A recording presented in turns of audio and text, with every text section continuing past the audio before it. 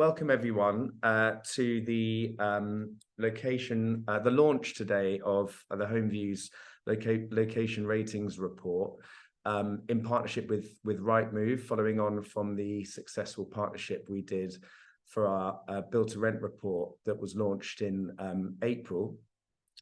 This is a report that we've done annually for the last few years, and I think it's going to be really interesting today to look at how verified residents within new homes feel about their locations, particularly post-COVID. We're now in the last year of data where there's been some form of normality, and that is shown very much in the data we've collected. But before we go on to a summary of the report, which all of you will receive a copy of who have signed up to, I'd love to introduce my star panel, or allow them to introduce themselves. Lizzie from Knight Frank and Simon from Rightmove. Lizzie, could you quickly introduce yourself, please? Absolutely. Hi, everybody. My name's Lizzie Breckner. I sit within our living sectors research team at Knight Frank. We specialise in consultancy all across the spectrum of our client base, and my particular specialism is build to rent and the private rented sector. Thank you, Lizzie. Simon? Yeah, welcome everybody. I work within Rightmove. I head up the data services and insights division of Rightmove. So you can imagine the wealth of proprietary data that we gather. The insights that we take from that shows us a wealth of information in supply, demand, and market dynamics that we can use to obviously support our partners and customers, of which HomeViews is one. Thank you very much, Simon and Lizzie. We're delighted to be joined with you both. So I'm Rory Kramer. I'm CEO and co-founder of HomeViews. For those of you that don't know HomeViews, in a nutshell, we are the TripAdvisor for the new home sector. We're the only resident-focused review site. And we're now over 38,000 reviews from residents in new homes, with a particularly strong coverage in build to rent. I think at the last count, 90% of all open and operational build to rent buildings, including co-living, single family, purpose-built, build to rent, institutionally owned rental, have reviews on HomeViews. This report is quite unique because we look at all the reviews that we've collected over the last, I think it's just over 12 months, and we are particularly focused on the location rating. So if you go on to the HomeViews website, you'll see that every resident writes a review, and one of the 5 ratings we ask them, 6 ratings, numerical ratings we ask them to give, is they rate their location. And then we also ask them what they like and dislike about the area.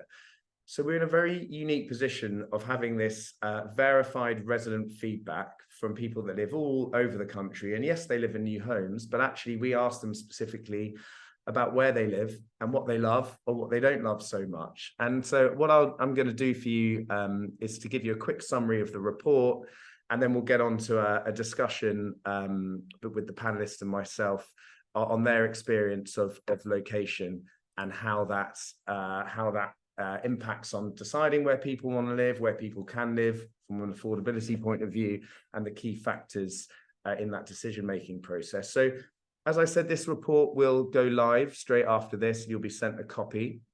In terms of the sample size of the data, so HomeViews is now, well, we're growing all the time, but we're at 38,000, just over 38,000 reviews from residents within new homes. This sample is 6,307 verified resident reviews from the 1st of July 2022 to the 30th of June 23. 65% of the reviews have come from the build to rent sector, 35% in build to sell, and there's obviously, that means there is a split of resident types, with 73% being tenants. Some tenants may also be in build to sell buildings in the buy to let market, with owners and shared owners making up just under 30% of this sample. Firstly, just a bit of a selfless plug, but for those of you that aren't aware, HomeViews does have a new data product called HomeViews Pro, where a lot of the insights and the data and the themes we're able to pull out are available to you, whether you're a developer, an operator, an investor, an architect, or an agent. And I think that for the first time, we're providing access to the largest database of verified resident reviews in new homes. to really understand what people love, what people would like more of, but also maybe what they don't like. And the key mission for HomeViews is always to help improve housing, to help improve transparency in housing. And HomeViews Pro is playing a big part for over 30 partners now across the industry who are using our data to supplement their decision-making and the advice that they're giving.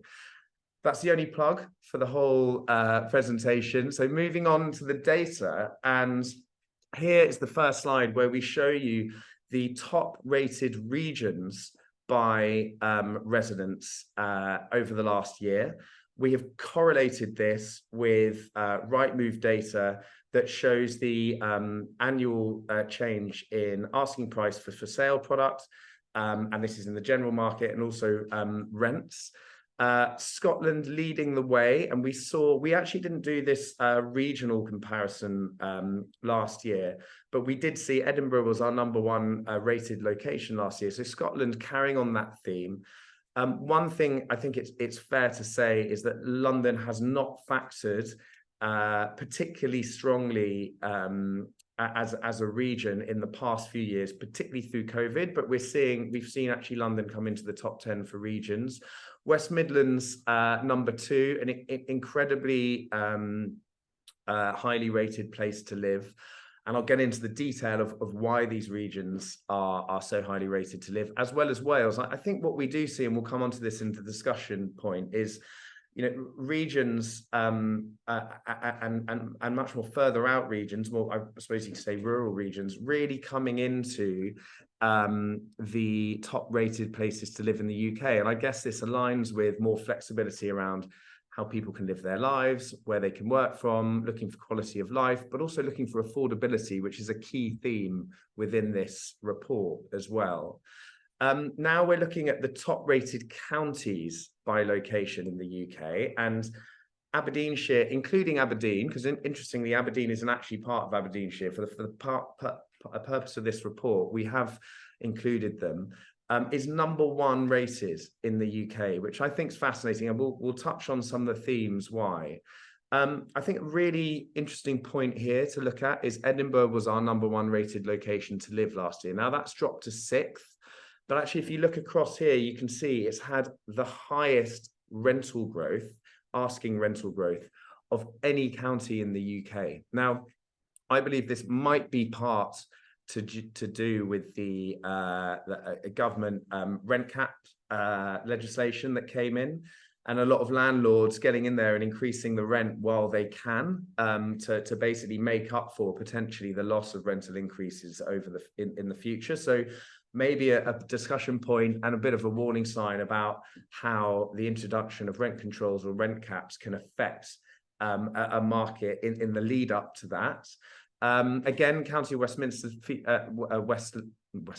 West Midlands featuring very highly and new into the top 10, as well as Buckinghamshire coming from 18th last year, as you can see, into 3rd position, and Somerset and Shropshire. Somerset's my home county, so I'm delighted to see that in the top 10.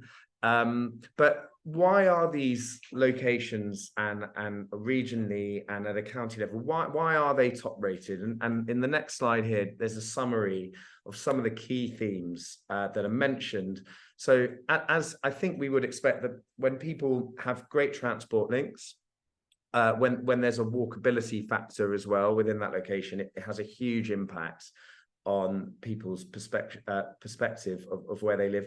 But what's really come through this year is friendly. And in HomeViews, when we look at our qualitative data, the text, what people are writing, we group them into themes on HomeViews Pro.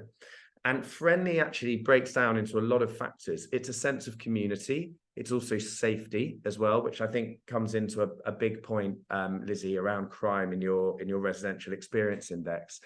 But also just being involved within a community, knowing your neighbours, having access to the local community outside of your immediate development as well. So these were the key themes that we saw across, and the reason why Scotland and Aberdeen and Aberdeenshire were particularly highly rated. Also, value for money and affordability really came through. There is a correlation between our value rating on home views and how people rate their location, which I think makes perfect sense. Interestingly, if we compare the themes that came through in last year's report to this year's report, there's been a huge increase in significance in the mention of bars, community, and friendly, as I mentioned, local amenities and restaurants. Now, I think this is definitely a nod to the fact that the previous data set was still being quite heavily impacted by COVID restrictions. And the fact that people have now come back to some form of normality and access to that local amenity, but also whether that be amenity within the place, it has a huge impact on how people feel about their home. And an interesting point is something I'm going to ask Simon about in terms of outside space. Now, we've seen a significant reduction in people mentioning outside space as a theme of the location, access to outside space. Now, again, that might be because there are less restrictions on your movement and accessing outside space and travel in that data set and time frame. I wonder if that really plays into how people feel about their home. I think anecdotally, we still hear that a garden or access to a balcony or shared outside space still plays a big part in where people choose to live and the products they choose to either buy or rent in. So there's a bit of a summary. We go into a much bigger deep dive in the report on the themes and the percentage of mentions when it comes to top rated locations, which you can see here. But I'll leave that for you to digest when you read the report. Just as a case study, an example of a community within Aberdeen, the top-rated location in the country is The Point by Dandara. And this is located in the heart of Aberdeen. I'm not sure why there's a picture there. Well, that looked like St Paul's for a second, but it's not. Sorry, I stand corrected. It is the right picture. But some of the key themes that come through from The Point and the reason why Aberdeen is so highly rated is that walkability factor, the fact that they are able to live slap bang in the heart of that city. And that was actually a really key theme that came through last year for the McEwen in Edinburgh as well. I think the access to all of the amenities that offers, the restaurants, the bars, the art galleries, so culture coming in there. The views as well, the fact that they are within a new build development that has height and being able to see where they live and the beautiful surroundings that they're in, being in the heart of the centre. And yeah, just coming through also a real sense of community, not just within the building, but within that locality as well. And I think that's something that Build to Rent is really focused on, is the integration of these communities within the wider community. And it's great to see that coming through in a case study like The Point. Now on to London. These are the the top 10 located boroughs in London, top 10 rated locations in terms of boroughs in London. You can see here where they were positioned last year. Hillingdon has massively increased, and I wonder whether or not that's part of infrastructure improvements, transport improvements, but also there's some major regeneration going on in Hillingdon, which is now where a lot of the new homes are situated, obviously, which is now coming to fruition and now completed.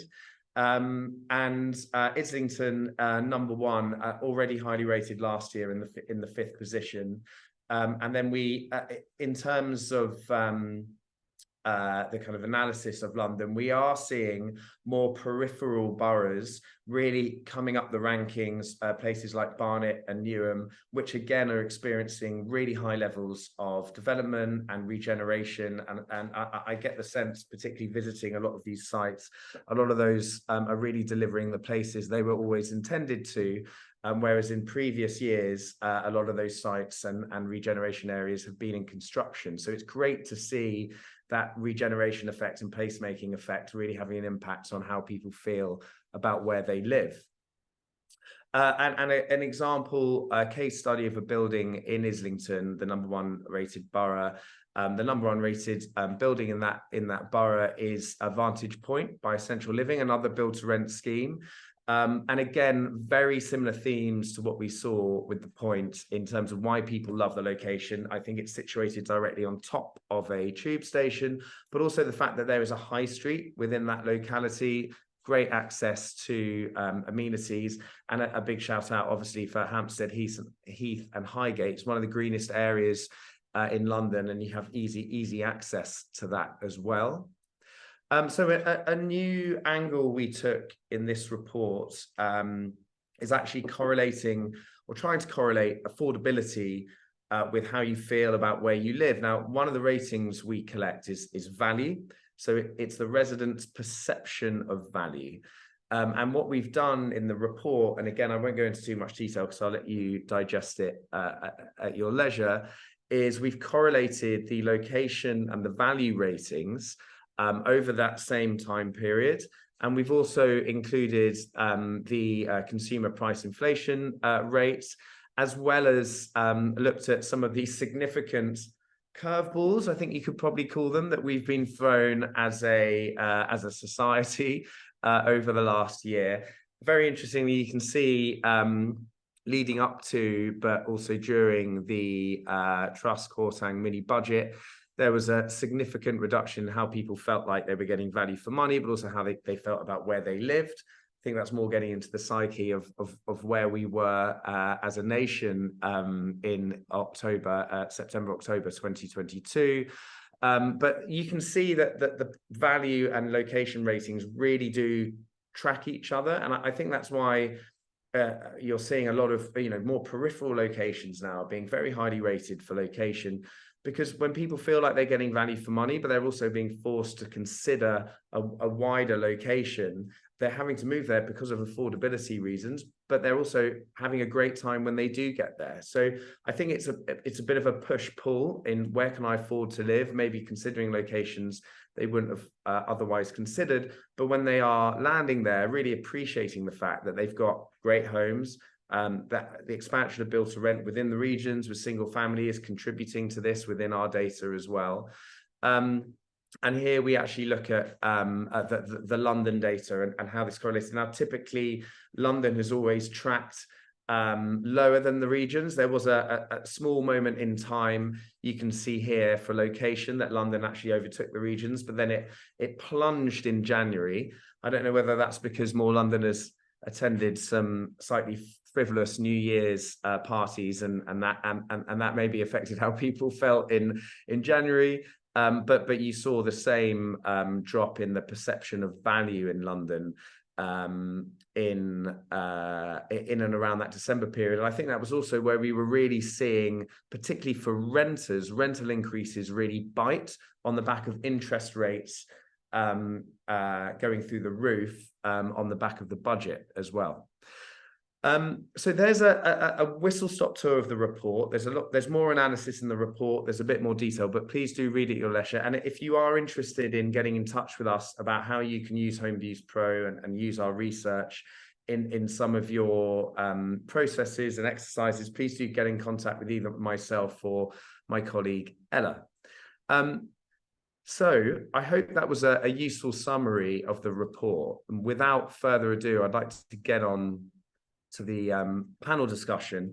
And Lizzie, to you firstly. So Lizzie, you and Knight Frank are a partner of HomeViews Pro, and you've recently launched the Build to Rent Resident Experience Index, using a lot of our customer satisfaction data as one of the key points of that index, as well as crime statistics, access to transport, retail, hospitality, amenity, education, affordability, and air pollution, all factoring in to the resident experience. But according to your research, to what extent does the location affect resident experience, Lizzie? Great question. Thanks, Rory. So yeah, just very briefly, for anybody who's not yet seen our Build to Rent Resident Experience Index that we published a few weeks ago in conjunction with Moda, we basically are measuring resident experience across complete build to rent schemes in the UK, and we include 21 key metrics that we believe influence the resident experience. And that's a whole bunch of it's mostly sort of objective data that we've collected across all these metrics, and the home view sort of subjective resident view plays a really important part. And yeah, in terms of location, there's an awful lot of those 21 metrics actually relate to the location. We decided very much to focus on walkability, and that sort of links to what Rory was just mentioning in the presentation, that walkability appears to be a key theme for residents and their experience of not only a building but also an area. So we used the sort of market leading walkability methodology that our analytics team have come up with that allows us to give a walkability score for a particular building. And we looked at a 15-minute walk around each build to rent scheme, and we were able to measure, you know, how many bus stops are there, how many cinemas are there, how many coffee shops, etc. And overall, the trend is very clear.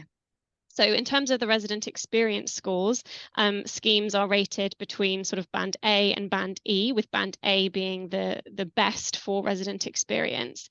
And those band A schemes with the strongest resident experience scores all have, on average, at least one rail station within a 15-minute walk. They've all got at least sort of 5 bus stops, at least 58 good quality kind of shops and services. And that walkability also touches on things like access to schools, green spaces, healthcare opportunities, museums. And the overall trend is really clear. The A-rated schemes with the highest resident experience scores have the highest, not only quantity, but also quality of various different amenities within that 15-minute walk time. And the quantity and quality of those amenities drops off as you move towards the band E schemes at the other end of the spectrum. So overall, our analysis shows that location plays a really important part in the resident experience story. Great, thank you, Lizzie. I think there's a lesson in there for when you're marketing a site, and you know, when we're talking about 15-minute walking distance, so within a regional city, that you can actually be on the periphery of the center and still have that walkability factor. But I think really highlighting what is available on your doorstep when you are marketing a property, when you're on your lease up, or whether you're stabilized, is really key. And obviously you'll know when you're a build to sell developer or build to rent operator, you know, the demographics you're trying to attract, and therefore potentially what amenity is most important to them, but really key in attracting your audience. Simon, onto Rightmove data, you have a little bit of it, just a tad. How does your search data align to kind of what we've seen in this spread of highly rated locations in the UK? Yeah, it's an interesting one. Certainly, we've definitely seen a moving trend for people looking for accommodation, whether it's rental or sales, into more rural areas. There can be a number of drivers for that. Those drivers could be affordability. Certainly, your paper highlights Scotland as a desirable location, and you know, when we look at comparable properties, properties in Scotland are almost half what they are in larger cities, specifically London. But interestingly, where we're seeing the most demand, so we are seeing demand to marry up with Scotland because of the affordability issue, but we're also seeing that just under 50% of all properties that come in on the market in both rental and in sales are EPC A, B, and C. And that's the biggest proportion of properties that are sitting in that bracket throughout the country, outside of London. And so there's definitely a trend when we combine that. I know we're going to talk about search terms later, but there's definitely a trend of more to rural locations, and specifically looking for quality of life and energy efficiency as well. The interesting thing is the second and third areas that you've highlighted, which is the Liverpool and Manchester areas. Yeah, we're seeing a surge in demand in those areas. And interestingly, when we've done the analysis, in Liverpool specifically, 35% of all properties in Liverpool city centre now are built to rent properties coming on the market. And in Manchester, that trend is tracking just underneath that, but it's still gone significantly up since post-COVID terms, and that is 25%. So we're seeing a surge in demand away from traditional schemes and traditional private rental schemes into build to rent, and I think that's related to certainty of the costs, because obviously one of the key search terms that's prevalent is bills included, and we're also seeing a prevalence in city centres for the stuff that Lizzie's already identified in the walkability is having those amenities around you, and Liverpool and Manchester are definitely leading the way in that. That's really interesting. So we're seeing, you know, obviously during COVID and post-COVID, we saw this kind of, well, perceived exodus from the cities. And actually what your data is showing now is that there is a huge increase in demand for regional city centre locations. And that is now aligning as well with the supply, particularly of build to rent within those city centre locations. And anecdotally, with all of our partners, you know, the lease up rates within some of these buildings in these locations are phenomenal. So that absolutely correlates with what you're saying. I think just jumping in, and I've got a question on how you think affordability is impacting people's search. Maybe before we go on to that, Simon, in terms of search terms, what have you seen increase or decrease over the last year or yeah, it's interesting, and we've seen in the market as a whole, we've seen a definite increase in green search terms. So things like solar panels, things like energy efficiency, EPC rating is definitely prevalent now, and people are starting to become conversant with that type of currency. And we're also seeing EV points become more and more prevalent as well, as people become more conscious about how they're traveling in their motor vehicles. But talking specifically about build to rent properties for a minute, the survey picks out about the lack of prevalence in outside space now, and what we've seen is actually the driving force in inquiries in build to rent and in new homes, for all intents and purposes, is the ability to accommodate pets, and the ability to exercise pets as well. So that hasn't been the case previously, but that's definitely strong now. But the other thing that's strong in build to rent is also being furnished and bills included, and that's come out strong. And what that tells us is it links back to the affordability piece, that it may be that there's a premium on build to rent properties, but it's an acceptable premium if people can get certainty about what it is they're going to be spending. So if you've got furniture there and if you've got bills included, people know what they're going to get. So the search terms are there. That said, one of the search terms that does include a degree of element of external space is balcony. We're seeing, especially certainly in build to rent properties, we're seeing the prevalence of people looking for balconies, so at least they can sit in the comfort of their own living room with the doors open and get a sense of outside space. But yes, gardens is less important now. It's still in the top 10, but certainly not in the top 5. Okay, that's interesting. So again, correlates with our the drop in the theme of access to green space being a private green space being a big driver. Lizzie, actually just touching on the sustainability point, one of the data points we do ask residents is, are environmentally sustainable features important to you? And our sustainability report, which will come out in November, will analyse and break that down across age groups and sectors, but roughly, I mean, sadly, only about 72% of our residents within a similar time frame to this data set say that it is important to them. But I do think that a lot of that is to do with affordability and the fact that actually affordability is number one. And yeah, it'd be great if the building's sustainable in various different ways. But I think that there's an education point here, because a sustainable building will cost you less over time. Your bills will be less. you're potentially, when you're buying in the future, EPC ratings may well have an impact on your mortgage rates as well. Now, we haven't seen that yet, but that will come. So watch this space for another bit of research coming out soon. Lizzie, from your research, one thing we sometimes get challenged on around our data is obviously we are resident reviews from new homes or institutionally owned portfolios. And I think one thing that developers always talk about, particularly on large scale schemes, is placemaking and integrating themselves into the local community, having a positive impact, but creating interaction with the local community. So the question for you is, from your research, do you think the buildings themselves have a material impact on the resident experience and perception of a local area, or are they kind of islands unto themselves? Or what's your view on that?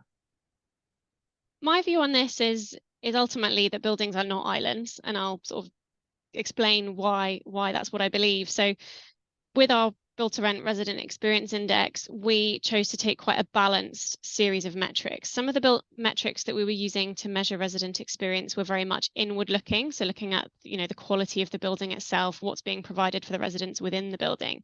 But we also had on the other hand, we had lots of metrics that were looking outward, into the wider community, location, etc. And the reason we chose to do that is because one of the themes that really came through in our research was the theme of community. And in fact, as part of this research that we worked on with Moda, we did a poll of Moda's residents, and 70% of those Moda residents said that it was really important for them to feel as though they live within part of a community. And that story rings true when you're looking at the community within the building itself, but also the community outside of the building. So ultimately, what's really important for these, new build schemes, here we're talking about, for this particular piece of research, we're focused on build to rent, but I'm sure that it rings true on the build to sell side as well, is that actually that interaction between the building and the wider local area is actually really important to create that sense of community. Yeah. However, just to kind of take that idea a little bit further, I think that there are nuances to that, potentially sort of through the life cycle of a building. So for example, if you say you've got maybe the first block that's gone up in a big, wider mixed use regeneration scheme, as I'm sure a lot of any of the people on the call will know, that trying to get people into that very first block when the rest of the the development is basically a building site can be quite difficult. And if you're dealing with a building that's in that phase of its life, then actually you're probably going to need to be quite inward looking and make sure that you're providing the opportunity for there to be a sense of community within the building. But then as that wider development program kind of continues and you get more buildings pop up in the wider area, then that focus can adapt, and then you can really embrace kind of being outward looking and building on the wider community. So yeah, there are nuances to it, but ultimately, no, I don't believe a building is an island. Well, I'm glad you feel like that. We feel very strongly that is the case. And actually what comes through in reviews where obviously, certain developments have the scale to deliver the place. So I'm thinking like Get Living at the East Village, for example, their retail and their F&B provision on site is very independent. They've tried to get local retailers, local businesses involved. And that has the residents recognize that. They really like that. They like to feel like this place is bedding in to the local community. Another great example that we saw is Royal Arsenal Riverside, very large build to sell scheme in Woolwich by Barclay, has been built, I think is still being built over the last sort of decade.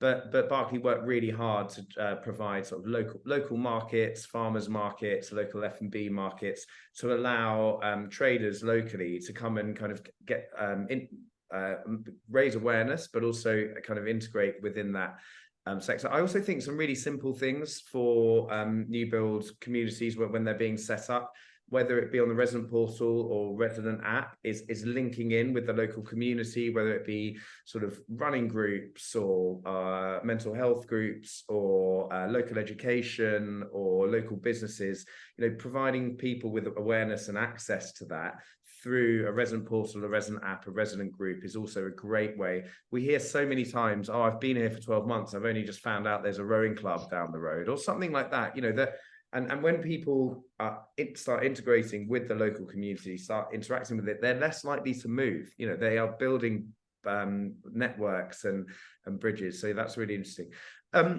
Simon, we missed out one of the questions that I was keen to mention, but I believe some of your data now shows, in terms of rental inquiries, particularly, those have massively expanded in terms of the locations people will consider to live. I heard a stat that your colleague Tim mentioned on a panel recently, that it's extended by 50 kilometers. Is that correct? And if so, is that purely down to affordability, or do you think it's down to flexibility of, you know, people not having to live right next to where they work and being able to work? Yeah, that is correct. It obviously fluctuates over time, but certainly what we're seeing is a much more willingness to look further afield. Now, that could be because people, for instance, using London as an example, we're seeing a prevalence of people moving out of the city centre and, in fact, stepping over the divide of the M25 and into places like Hertfordshire and surrounding counties. And you're absolutely right.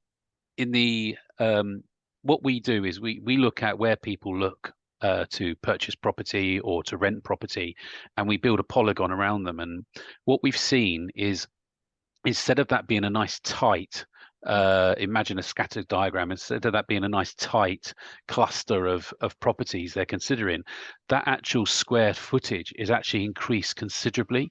In the rental sector, is actually that vector is now approximately about 120 square kilometers, and in the build to rent space, it's around about just under 50, which is what you said.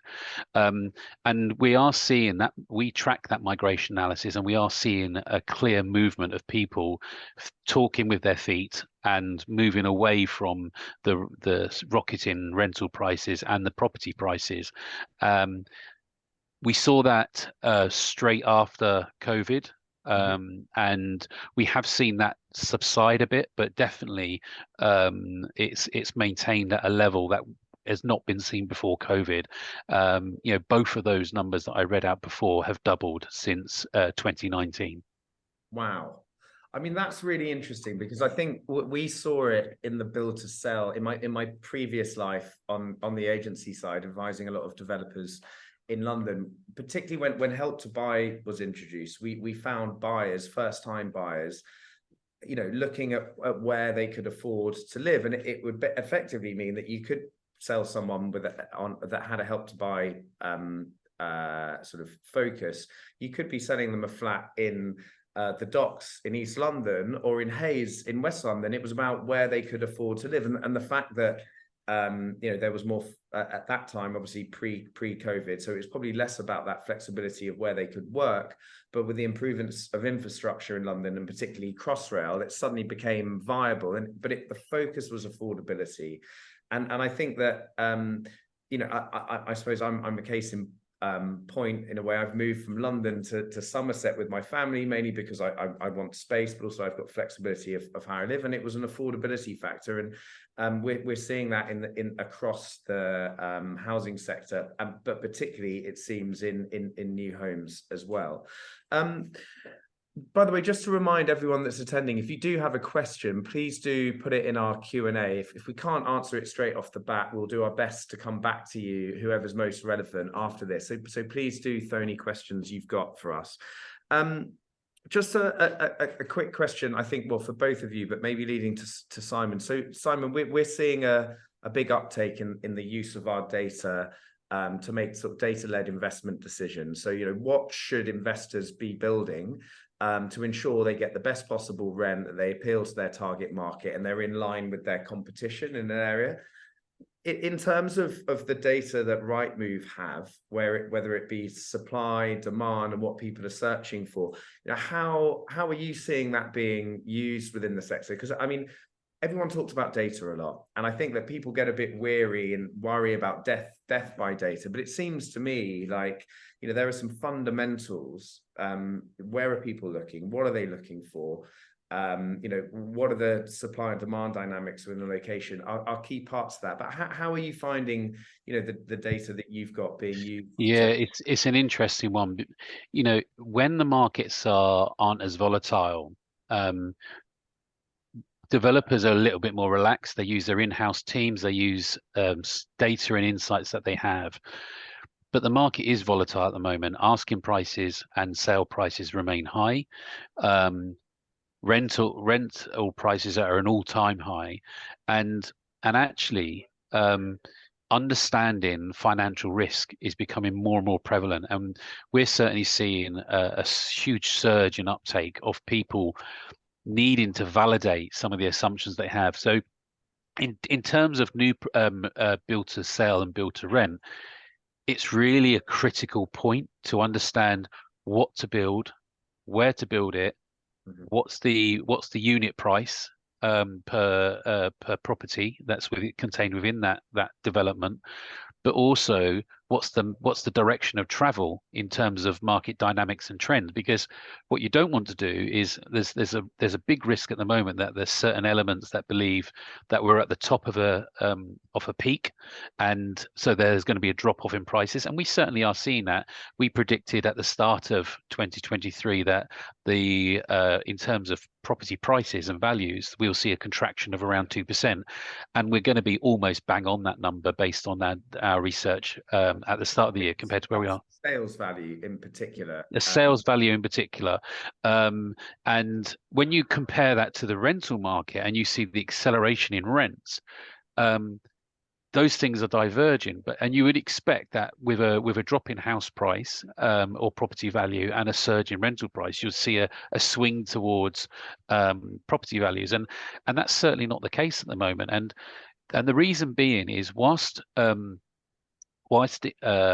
property is a long-term purchase for many, and it should be seen as that, in the short term, we've done some analysis. Not that we would communicate that necessarily in the wider press, but we've done some analysis that if you took a 2-year view on property, and you had a £50,000 deposit, let's say, looking at what you should do with that £50,000, looking at where you should go, actually, the smart money is putting that in an interest with the better interest accounts, renting for a couple of years and buying in a couple of years' time when the market is more stable and some of the interest rates have come down.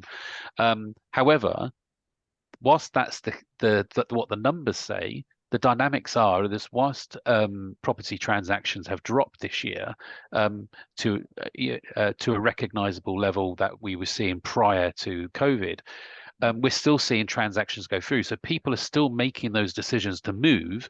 The difference being is they're making it to move away from where they are now and into more affordable areas, and taking the opportunity to consider other options.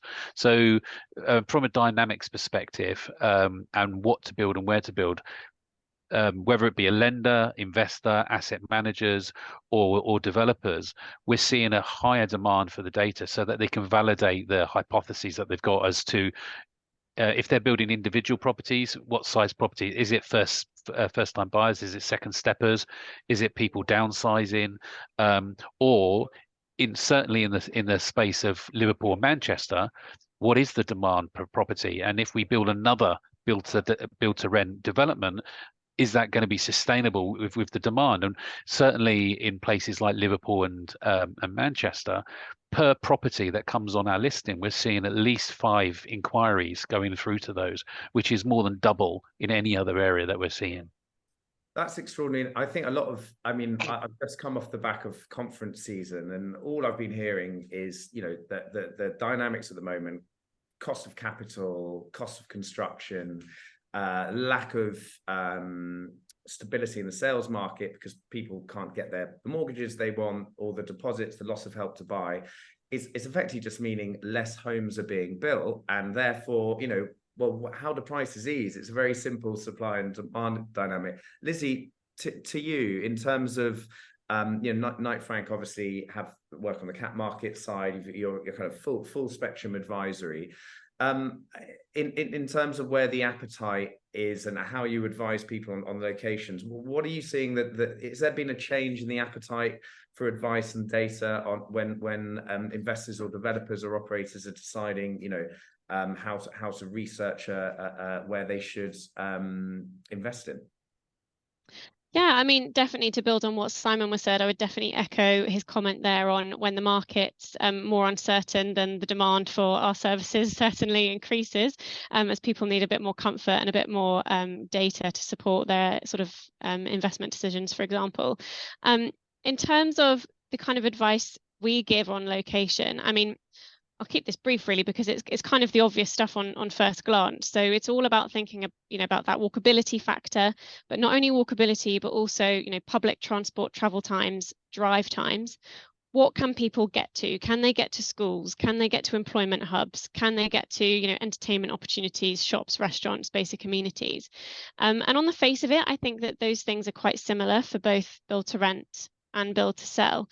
However, there are of course nuances, not only in terms of those two different sort of tenure types, but also location. If you're looking at a city centre scheme, then the location and the things around that location that you're going to be aiming for are going to be slightly different to if you're looking at, say, a suburban single family housing scheme where the sort of schools factor might be more important, for example.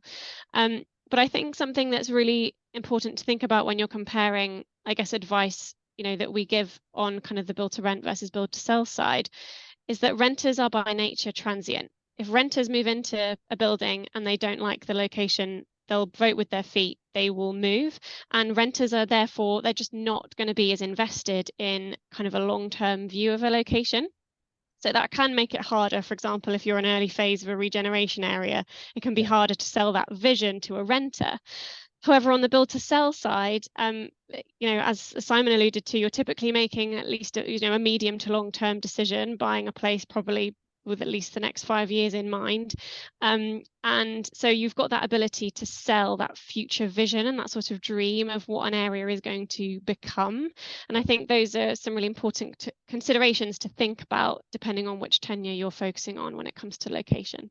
And that's actually a really interesting point, because I think build to rent and single family in terms of a tenure type is being looked at as a great way to kickstart larger regeneration schemes, make them viable, Absolutely. make them place as quickly as possible, because they can obviously be forward funded, they get occupied a lot quicker typically than a build to sell scheme. 500 units delivered at once, pre-let, brings people to site. But the challenge in that for build to rent and for single family is potentially those residents are going to be surrounded by a lot of development in future phases. So yeah, it's really something to consider for the build to rent sector, where they are the first mover into a regeneration location, how they can make that resident experience as comfortable and as positive as possible. And so definitely the delivery of amenity in that first phase, and where it's positioned on site to hopefully be least affected by the ongoing construction works as well. Yeah, absolutely. And that's actually something that we can very much advise on. So, and I keep banging on about our build to rent resident experience index, but it's something we're really excited about at the moment. But it's true moving on from what you were just saying, is what that means is, especially when you're thinking about kind of regeneration and changes to areas over time, is that the resident experience is not set in stone for a particular location. Even without a regeneration program, an area will evolve and change over time. And actually what we're able to do with our resident experience index is we're able to advise our clients on, well, what's the current resident experience for a scheme in a particular location, and that could be an up and let scheme, or we can also use this methodology to predict the resident experience for a brand new scheme, a pipeline scheme. But we can also do a bit of a sensitivity on that and say, well, hang on a minute, what if in 5 years time there's more shops, more restaurants, or that new infrastructure project has been completed? How is that going to change the resident experience and their perception of the location? So yeah, there's a lot of exciting analysis that can be done around this topic. Brilliant. Thank you, Lizzie. We have a question, fantastic, from Alex Watts. Thank you, Alex. What can the panel see from their research and data in regards to any changing trends in demand between apartment sizes? Maybe I'd expand that to mix as well. So 1 beds, 2 beds, or large scale. Simon, have you seen changing trends in particular to apartment sizes or unit mix? We obviously release a monthly house price index. It's one of 4 house price indexes that are well respected in the industry and actually picked up by the Bank of England. what we're seeing is the best performing segment of the market actually is that first time buyer market. So 1 and 2 bedroom properties, whether that be apartments, whether that be properties. And it's actually the one area that's actually holding price as well. So we're seeing drops in price in the second stepper, we're seeing drops in price in the top of the ladder properties. But in that first time buyer market, it's still remaining resilient and competitive. And we're seeing demand remain consistently strong for 1 and 2 bedroom properties. And as I said, irrespective of whether that's an apartment or whether that's a new build. So it's one that's resilient. We're not seeing that in second steppers, and we're not seeing that in top of the market. Lizzie, anything from your research and data, the change in appetite from in regards to particular sizes, but also types of units? Yeah, so our analysis is more of a kind of a point in time rather than looking at how it's changed. But I can certainly comment on the fact that our schemes with the kind of highest rated schemes in terms of resident experience have larger units, and that's a really interesting balance for developers who are designing these schemes, because of course developers are often hoping to have smaller units to increase efficiency, maximize pounds per square foot, etc. But actually our analysis is showing that actually you should really be careful that I guess you're not making those units too small, because our analysis indicates that the size of individual units is correlated with resident experience. Yeah, and I think, well, I'm also a big believer in it's the size, but also it's the layout. So a really well small laid out flat. And I was at a conference yesterday. There was a co-living panel, and they've done some detailed analysis in co-living. I think in this particular building, it was Sunday Mills by Folk in South London. Typical unit size was 18 square meters.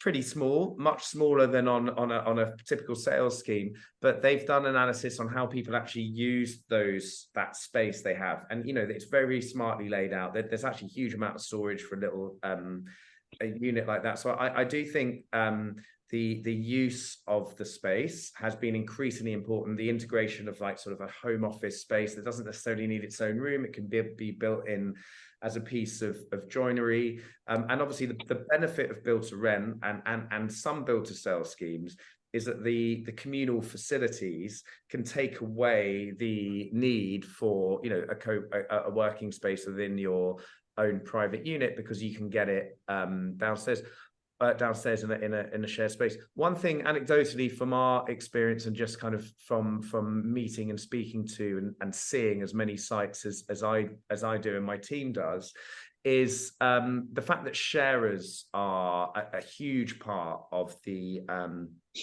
build to rent audience, particularly students in some locations. And there was a great example. So I hear that sharers in single family, actually there are 3 or 4 bed houses being rented by young professionals, and they're sharing because there isn't any decent stock on the rental market, and they can rent a brand new home that's got a lovely garden, really well laid out bedrooms. We're seeing and we're hearing that as well in central London, where a student may have the option of renting a £900 like student studio bed in a building directly opposite the street, or they can pay the same money a month and be in a very spacious 3-bed apartment in the build to rent scheme opposite with 3 other renters, have a big living room, great kitchen, and also benefit from all the sort of amenities that come with that scheme. So I do think in build to rent, sharers are a big factor in single family, or I say a big factor, are a factor in single family and in the apartment schemes as well to consider. We have another. Oh no, that looks like it's. Oh no, we have another question. Alex again. Thank you, Alex. Does the panel have any data around changes in build to rent average tenancy duration? Any difference in tenancy lengths between buy to let and build to rent? Lizzie, do you have any data on that, or Simon? It's a great question. I'm afraid I don't have any really firm nuggets of information on that. A lot of the information that we get on that is quite anecdotal. So yeah, Simon, I don't know if you've got anything a bit more concrete. I don't have any to hand, but if Alex, you want to reach out to me on LinkedIn, I will go and get an answer for you. I'm more than happy to do that.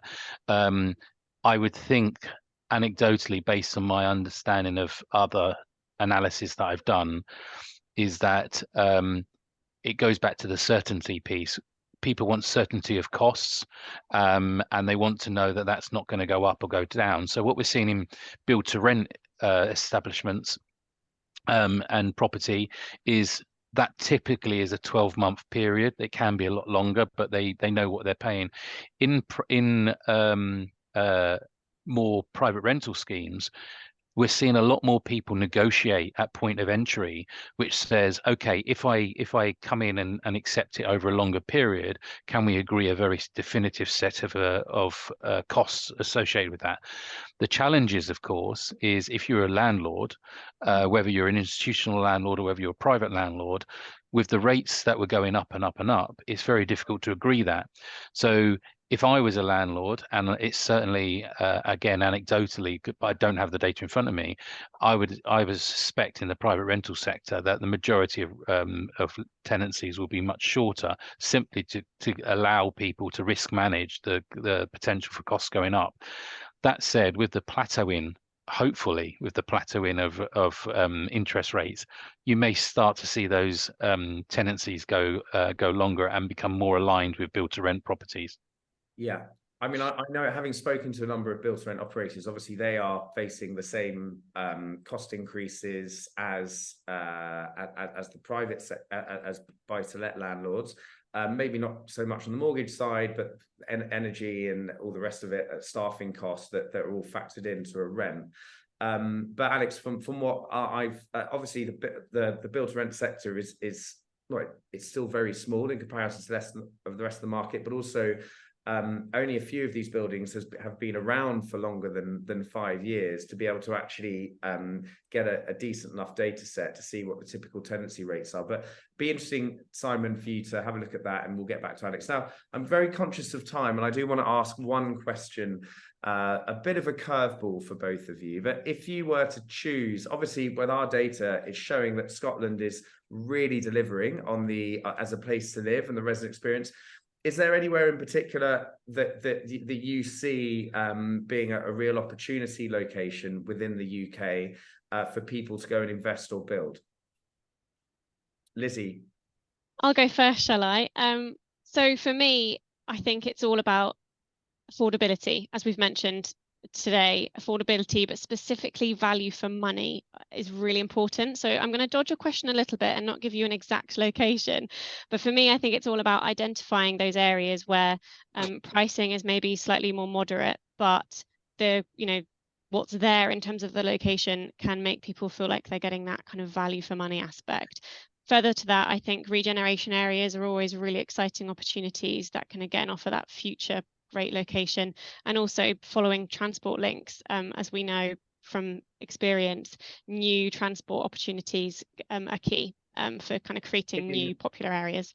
Which on the HS2 scandal at the moment is being those opportunities are being slashed. Simon, over to you. Yeah, so it's interesting. So prior to this call, I actually pulled together some interesting bits and pieces, and I've got a heat map I'm looking at in front of me that you guys don't have the benefit of seeing, but there were some outliers in that I was quite surprised about. So we're seeing a surge of demand in Ashford.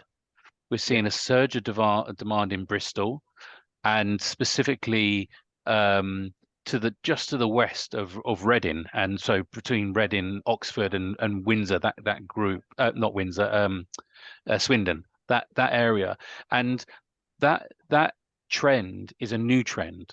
That didn't exist 3 or 4 years ago. So those are areas of definite regeneration that could be linked to the transport links, certainly in Ashford. Bristol's an interesting one because obviously there's a lot of investment going in there at the moment, and that is being matched by demand as well. And there's obviously a surge in take up of the universities and colleges that are in those areas as well. Really interesting, Simon. Lizzie, Simon, thank you so much for joining me today, and everyone that's attended. I hope you found that interesting. I'm going to wrap up now as we have hit our time limit. Please download. You'll receive a link to download the report. Please do. And if you'd like to get in touch with any of us and raise any additional questions, either use LinkedIn or my details are in the back of the report. But Lizzie, Simon, thank you very much. Thank you very much, guys. Thank you, everyone. Thank you.